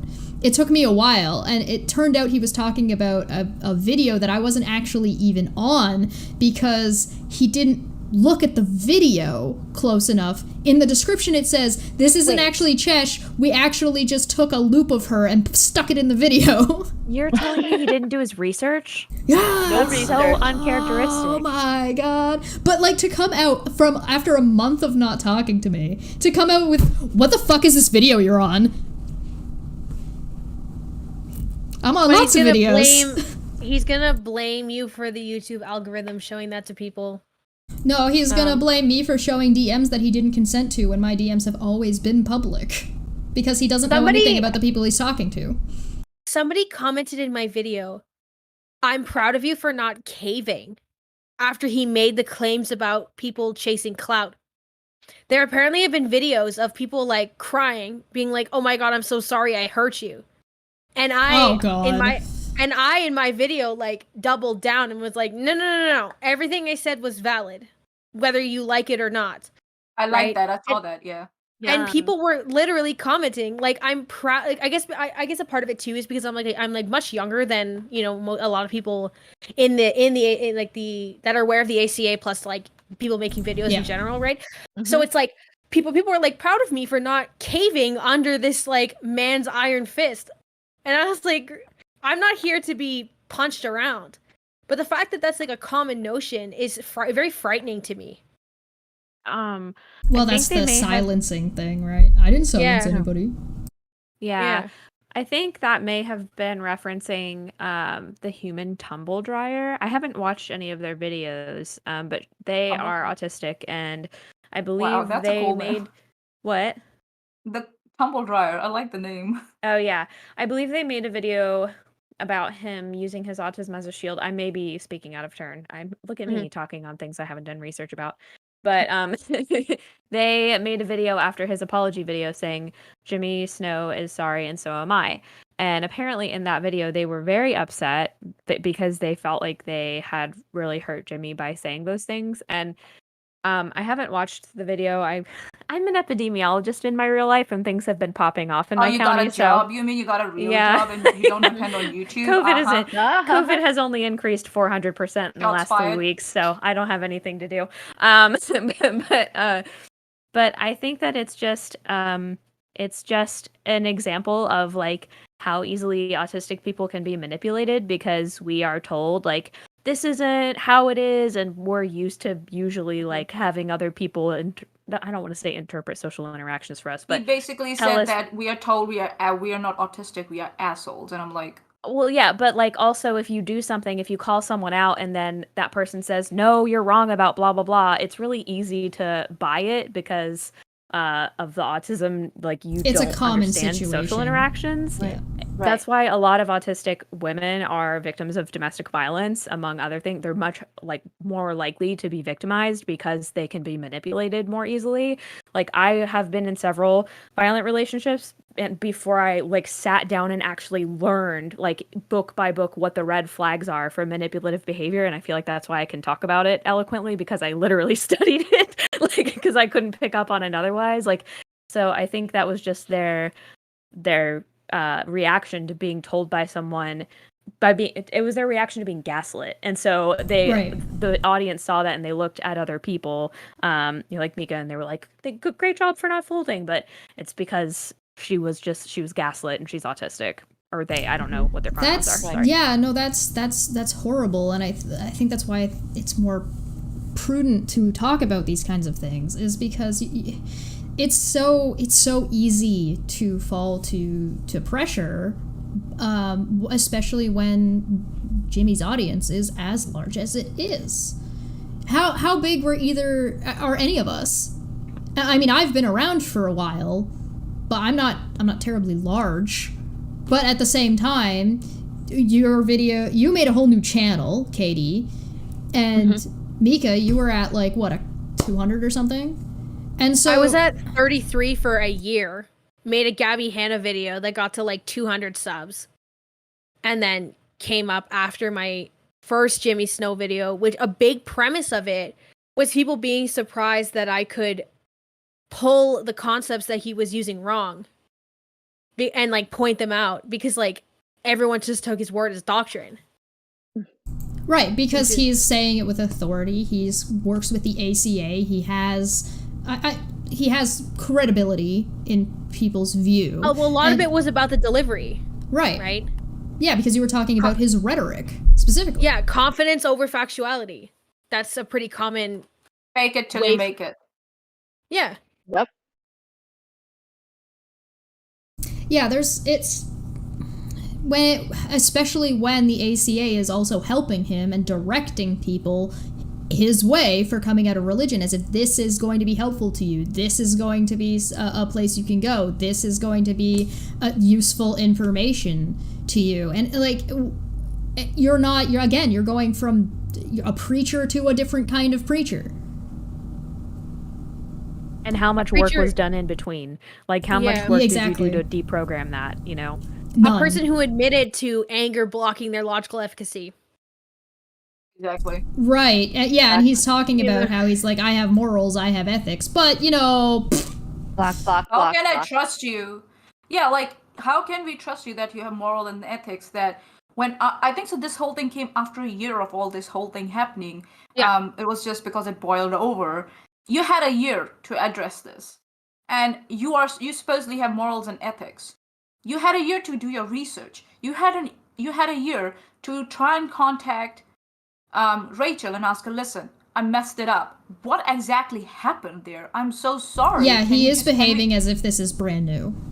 Yeah, and then he comes up with that stupid video about, oh yeah, I'm gonna expose Rachel, like she's such a bad bitch, and then like trips and falls flat on his face, and then I'm not blames doing Rachel well. for it. Yeah, blames his audience for him falling flat on his face. Then in the second video it says that Gabby hates a cult mentality. Which again, that's another god term that he's using. Because everything's a cult. Well, he's also gone out of his way to try to use buzzwords and weaponize things to try and cancel other people. That's something that he's done before. Yeah. With peace and love, like saying someone who's an asshole is an asshole isn't cult mentality. I don't know. That's just me though. And I think so. Right. I get it. Why he tried to mention his social philosophy in the beginning, because he wanted to justify why he's friends with Gabby. That's why he mentioned Martin Luther King, Gandhi, and what was the name? Sorry, I wrote it down. David? Daryl Davis. Oh, Daryl. Yeah. So why he mentioned, because these were people who reached out to the other side in a way and tried to work with them. That's why he's trying to say, that's why I'm friends with Gabby, because I want to work with her. Okay, you can work with her, but then you have to also point out the vile shit she does. Have you sat down with Gabby and said, listen, that was wrong of you to do that? What are you scared of?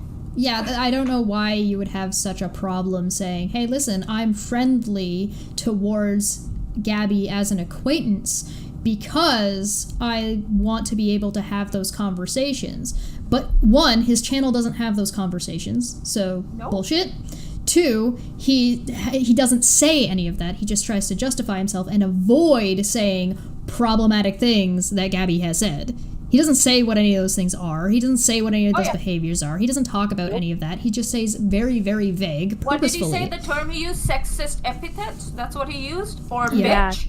Yeah. Say He doesn't it like the loud, word you motherfucker. bitch. She said Gabby called Rachel a bitch. She called her a narcissist, too. A narcissistic abuser bitch. But the problem is too, oh man, I can't even, like, like Ready to Glare is a good example of someone who she literally like in her Twitter bio says following does not equal endorsing. She's establishing that she's keeping tabs on people that she doesn't endorse. Because that isn't like I made that I brought that up in my video too. Like my second one was like it was like, obviously there's this notion that if you are promoting somebody or mentioning someone in positive light on your platform with 3 stadiums in it, then you are in a way endorsing the behavior, especially because Gabby has bad takes in the past. Those are all of her takes right now. They're not in the past. In the past, the takes are current. You're endorsing her. You're endorsing her while all her entire universe is shit takes. So then this doesn't make sense. There's this. Just because you disagree with somebody doesn't mean you have to be an asshole to them. I think I don't see anybody saying, "Hey, no, Jimmy needs to be an asshole to Gabby" or anything like that. They're taking issue with your wiffle waffle version of friendship. Friendship is something different, right there. In that first video, as a layperson, I'm watching, and he's saying, "I'm friends with Gabby, but I'm not as friendly as I am with Rachel." And then I'm trying to understand why. Then he's backing Gabby at the same time he's saying, "But I haven't even really gotten into all her problematic behavior. I just don't want to see this happen." And I'm trying to figure out why. Why is he going after somebody he says has a much friendlier relationship, a longer term relationship that he knows better and should know more about their integrity, what they do for a living, right? On the second video, he flips it. Go ahead, yeah. He flips it, right? Because So Gabby. Oh, go ahead. No, go ahead. Tell me why that's not about clout, and why he wasn't projecting when he's blaming all of you for clout searching, when that, as a layperson, that's exactly what it looked like to me that he was doing, and why he even went to Rachel in the first place. Yeah. I mean, that was what I was going to say, because Gabby has a gigantic following and also probably hasn't rebuffed his advances. So that's the reason. That's the worst part is that's like in my brain forever. I am gonna play this man like a fiddle. I'm just gonna play this like a fiddle. I do not think for a second that Gabby gives 2 shits about Jimmy. Like, he tried to denounce her shit takes, but then adopts the language used for the shit takes. That's what I don't understand. Like calling people against them abusive and using the term narcissist in this like very light colloquial way. So then obviously you're endorsing the shit takes to some extent given your utilization of those terminologies that are related to those very takes that are coined as memes and like these like viral videos relating to the use of language. Well, yeah, and he promotes it, right? He was also saying that there are people who are just go out of their way to hate Gabby Hanna and are trying to tear down every aspect of her life, which is endorsing that the people aren't actually critical, but are in fact abusing her. That's following her narrative.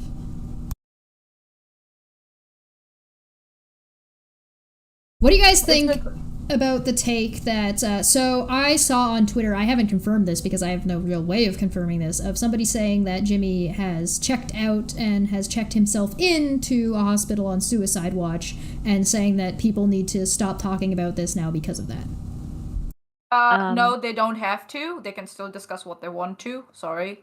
Yeah, I think that is a tactic in an attempt to silence survivors of his abuse coming forward. And I think that if he is in a mental health facility, then that's really sad, but I'm glad that he's getting the help that he needs, and I hope that he feels better soon, because everyone deserves to, be well in every way that they possibly can. But it also doesn't take away from the fact that he has abused folks, and they still deserve to have a voice, no matter what his current mental health situation is. It really reminds me of trigger warning for like unaliving yourself. Is he live? Yeah. Is he live right now? No, so this is a part 2 to his like most popular video almost ever that he's released that he's in, and it went up an hour ago. What? Happened to be when the live started. Okay. And it's a part 2 to that like Jehovah's Witness cartoons video that has like 200 something thousand views. Oh, it says 21 hours ago. And he was on the Sometimes show like yesterday. So are you saying has he really checked himself? Oh, so in, or is sorry. still He did a working? community post relating to the Jehovah's Witness video an hour ago, and the video came out yesterday.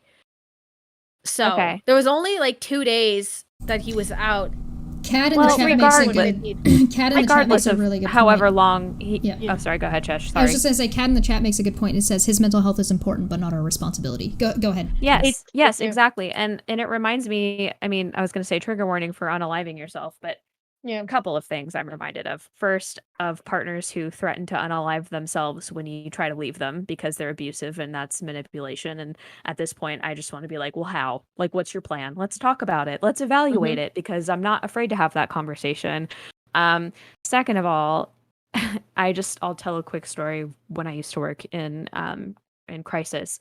So I had this client who was recovering from substance use disorder, and we were processing a death that they had caused while they were under the influence. And they had no-showed me multiple times, and it was company policy that after you no-show X amount of times, you have to talk to my boss before you can make an appointment with me. And he was like the nicest person I know. He would literally just be like, "What are your barriers for coming to counseling? Like, let's talk about it." But she tried to schedule, and I told her no. And I said, "Hey, you've got to talk to my boss." And a week later, I found out they were in the ICU because they had overdosed. And I was devastated. And I was like, oh my gosh, this is my fault because I didn't see them. Da da da da. And my boss just said to me in the most matter-of-fact tone, that was her choice. And do you want to go visit her in the ER? Like, and this situation of like, Jimmy's in really a bad place and he might do something, like, that's his choice and that's his responsibility. It's not our responsibility. These are very basic boundaries that you have to put up in mental health work. Mhm. Like, I'm going to do what I can to help you, but it doesn't absolve you of responsibility from the bad behavior that we've seen. Like, it's awful, and I hope he gets help because he deserves to be healthy, but Right. we're also not responsible for that. There's something that I said yesterday. Sorry, Claire. I'm just going to jump in and then you go.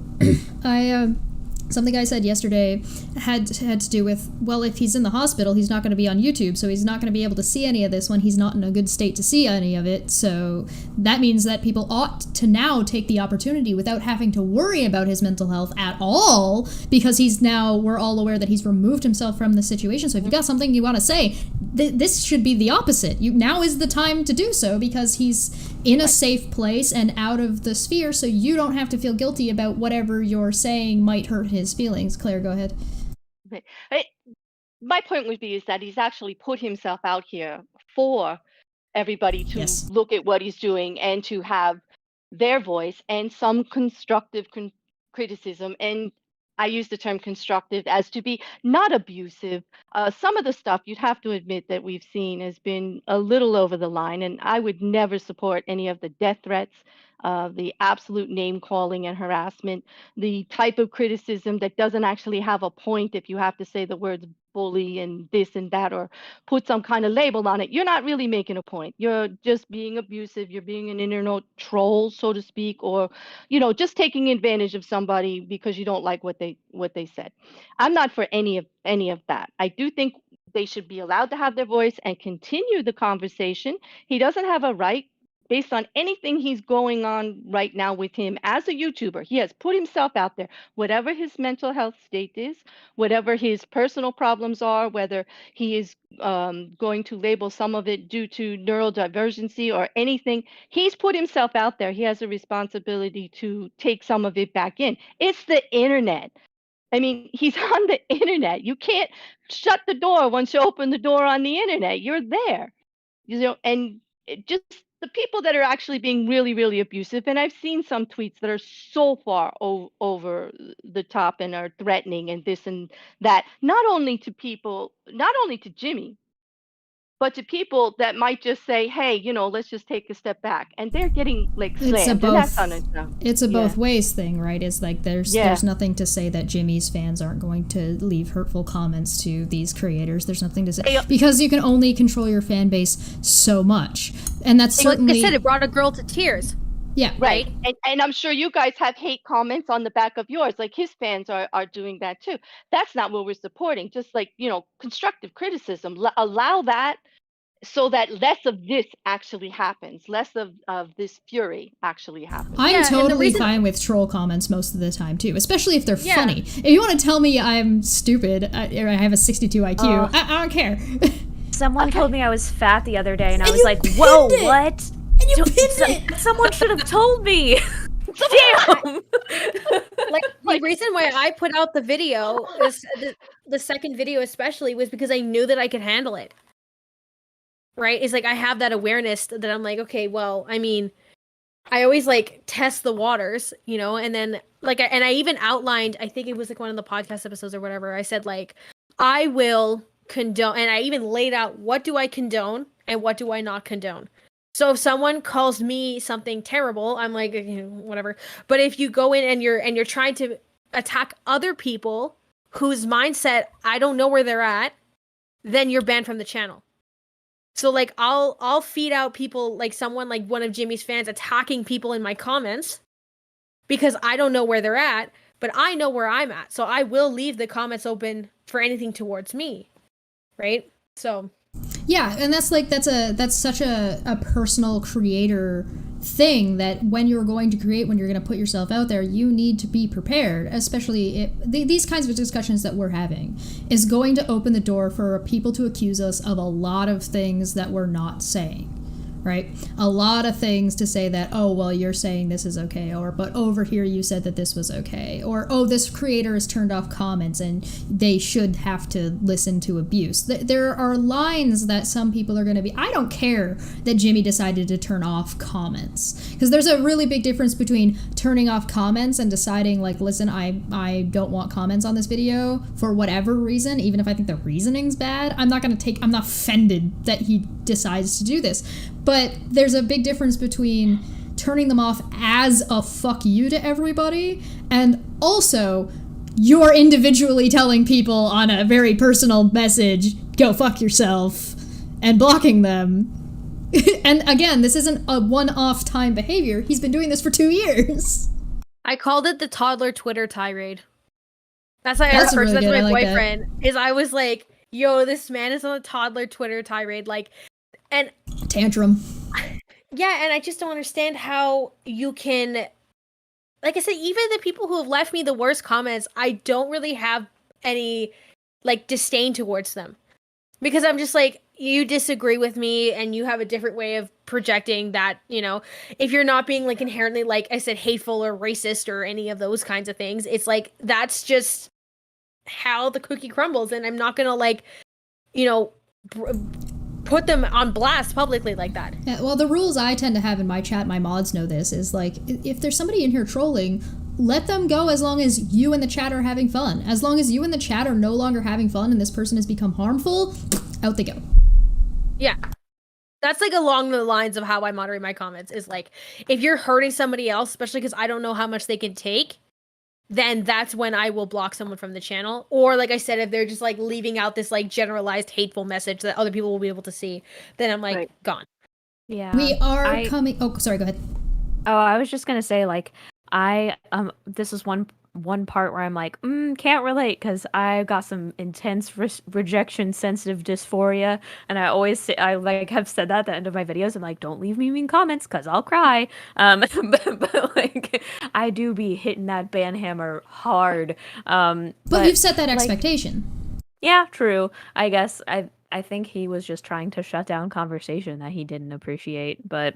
Yeah, because there's a difference between somebody, what do you consider mean, right? Mm-hmm. And that's going to be an entirely subjective thing, but at the same time, when Jimmy goes around saying constructive things are, like, construction criticism of him is mean.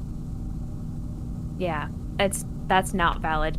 And also, he's been doing this for so much longer, like, I'm starting to be able to laugh at it, like, oh, this is dumb. You get used to it a little. Yeah, like, I've been doing this for a week. Like, I'm still getting used to it. But he's been at this for so long, he should be able to take it by now. We are coming up to the 2-hour mark, so we should start wrapping up last words and thoughts on things. I'll let Manya say whatever she's going to say about this, and then we'll start getting to last words. I think we'll let Claire go first on that. So go ahead, Manya. Also, yeah, it's also like, why is he worried about channels getting clout? why are you worried about that? As long as if the criticisms they've given out are valid, clout shouldn't matter. Unless you're saying that just because they're chasing clout, somehow that means that their criticism is invalid, or vice It's an versa, ad something like hom. that. It's actually an ad hom. okay. Also, great job assuming intention. My channel's literally Exactly. made as a portfolio to apply for master's degrees. Yeah, Like- are you saying that he's telling people what to think? Yeah, he's like, "Oh, you're chasing clout." I'm like, "No, I just want to go to a good university, so I need something to show my understanding of my content." And I thought this would be a fun way to do it. Yeah, that's an excellent way to do it. And so yeah, that's what my thing is. Like, it kind of tells me, like, it kind of shows me what his motivations are to do something. He does not do, like, with the non sequitur show, he didn't get much flake for it. He was able to break off. It's because the ACA protected Kyle. Yes, because they protected Kyle, so he was able to break off quite easily. But here, in this case, he's just getting, like... The ACA community, I mean, I shouldn't say, like, the ACA specifically. I mean, that umbrella of new atheism, TM, whatever. Yeah, I gotcha. And, but this time, he said it specifically, "Oh, I have to worry about my employees, and this is my business." So that's your motivation. So well, you're also your dragging your motivation is not- employees into this now, too. Oh, wow, we should feel sorry for them, eh? So I feel it's not sorry like we for them shouldn't- for choosing to work for Jimmy. I don't think I'd be able to handle that man being my boss. Yeah, so that really tells me personally what his motivations are, and that kind of leads me to believe that he still has not, because he mentioned it again in the I messed up video, that I'm going to leave this one monetized, that one monetized, because yada yada yada, because I'm losing subs, and and their employees dependent on me. That kind of tells me, like, personally, it's just all for money. It's like you're a bad friend and you're also a bad boss. Good to know. Thanks. Yeah, weirdly that didn't bother me enough because at least I appreciated the transparency from him. To be completely frank, I was like, you know what, like, at least there's like some notion of like caring about other people. But I was like, maybe. Yeah, exactly. But I'm just like, at least there was. But I hate that. That's the credit I have to give him. Right? Yeah, that's how low and the it's bar like has how much charity are you gonna give him on it? Like, is he actually being altruistic or is he being manipulative about it? And it's like both, maybe. Is that being transparent? I don't know. How many people work for him? Do we know who the people that work for him are? Does he have like a business thing that shows who's doing what? He said he had somebody review the first video put out, and I didn't catch that the first one or two times that I watched it. When I caught it, I was like, who approved this? Yeah, and they were like, "Jimmy, what the fuck, man? What are you going to say? This is it what you're going to talk about?" And I was like, "Ay. Put me on the payroll. I'm not scared to be mean to you." Right. I tried to give him charity for that, but I couldn't because I realized that he's getting something from them. They work for him, so that, like, he's caring for them because they are giving him the service. So I couldn't even give him charity for that because I didn't hear him care about anybody else in that video at all. That's very fair. Yeah, that's a good point. Claire, you want to start wrapping us up? Yeah, I just hope that I have a little hope, not much hope, that his inner circle, if he has an inner circle or even his wider circle, will get him to listen to some of what's been said on many videos just about allowing other people's voices. I'm sorry, whatever his intention was for approaching Rachel and this issue, it didn't work, whether it was for clout, whether it was for trying to help a friend, it failed. And he has an opportunity to have a growing lesson, a lesson that could really help him in the long run. You know, I'm a little naive. I'm going to hold out just a little bit of hope because I've never had a personal interaction with this person. So I'm just going to hope the world's a better place and somebody just smack some sense into him, please. Just a little, Get him to listen. Take a child and smack it in his face. Yeah, you know, if they got to do it verbally or emotionally or whatever, but this is his opportunity. I mean, he's had this will be 3 strikes out, yeah? From what I've heard. He's definitely done 2 videos about this, so I'm expecting a third one, and it's just gonna be just as good. Please listen to us, Jimmy. Do better on the third one. Like, if you don't give us whatever, say that and stick to it and stop with the waffling. Just do it, just be you. Just be you. Mika, do you want to go next? Yeah, so I just want to say that I hope that this whole debacle kind of teaches a lesson to not foster community driven on disdain, and that maybe there can be an acknowledgement of different forms of criticism and the audience that can come from it, and that he just stops hammering the heads of people below him, especially because for a really long time atheists were like the underdog. They had to have like secret societies and all of these other things. So I hope that kind of shifts in his mindset a little bit to see how the smaller creators even have been able to band together in a way like this. Manya, what are you thinking? Looking at how he has behaved in the past and the overall behavior, I'm just not convinced yet that he realizes that where he has actually gone wrong. At this point, I'm just thinking, for me personally, it feels like he's listening to others, but there's no self-realization yet. And his video on that was titled "I Messed Up" was kind of apology, non-apology thing, because the person he was supposed to apologize to, that came up like right in the last 20 minutes of the video, and I was like, Rachel Oates, that's who he owed an apology to in the first place. And he apologized to her in the last 20 minutes of his video, and I'm just like, so it just felt like a non-apology. And that too, it wasn't an apology at all. It was just like, oh, I was ignorant. Okay, no one's responsible for your ignorance. So and then this news came up now. I'm hearing about it now that he has checked himself into a facility. Why would you release that information to public? I don't get it. Number one, who did that? Did they do with Jimmy's approval? Then why would Jimmy do that? And if not with Jimmy's approval, you're a sick fuck. So both. And so it's I'm gonna wait and watch, because I have a funny feeling Jimmy has not realized what he's we haven't seen the last of Jimmy Snow. No, Heretical for 2 said, super chat for awesome people on an awesome stream, and Heretical again for 2 said, I wonder if his staff is in his dating pool. And with that, Katie, what do you got for us? Guess that all depends on if his staff are subscribers. But I think that we are... I think we're on the cusp of a potential big change in the skeptic community. I haven't seen such a big creator be called out for such blatant misogyny, even though it's been present for a long time on every level. And I think that if we can continue this conversation and we can bring it to the attention of more big creators, we may see a large change. We may see more women in the skeptic community who aren't being sexually harassed for just being women in the skeptic community.